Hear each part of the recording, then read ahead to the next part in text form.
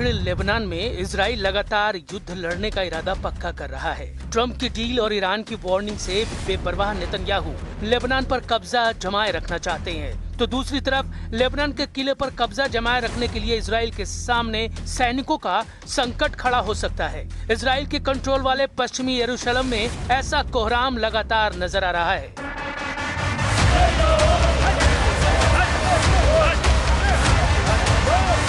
पश्चिमी यरूशलेम में पुलिस और हारेदी प्रदर्शनकारियों की झड़प आए दिन होती रहती है।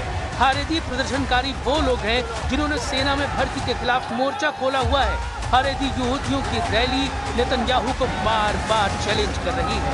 जब इजराइल ने गाजा, लेबनान और सीरिया में फौज तैनात की हुई है और ईरान से युद्ध किसी भी वक्त शुरू हो सकता है, इजराइल की सेना में भर्ती का मुद्दा बहुत गरमाया हुआ है।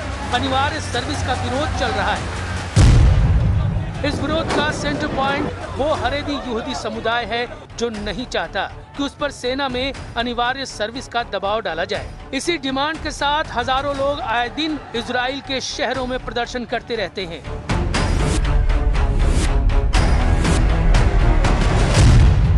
इजराइल में नेतन्याहू को हिजबुल्लाह और हमास से इतनी बड़ी टक्कर नहीं मिली जितना इजराइल के अंदर हारेदी समुदाय का विरोध उनके लिए मुसीबत बन चुका है। भ्रष्टाचार के मुकदमों के अलावा अब ये भीड़ नेतन्याहू पर आग बबूला है। ये लोग युद्ध में नहीं जाना चाहते।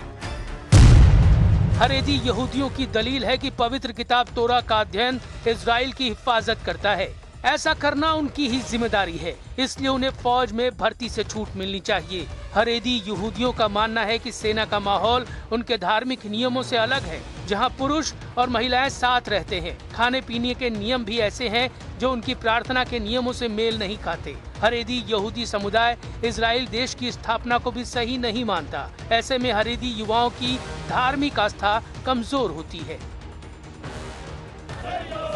अब तक हारेदी यहूदी समुदाय को सेना में भर्ती से छूट रही है, लेकिन सुप्रीम कोर्ट के आदेश के बाद इसे खत्म किया गया है।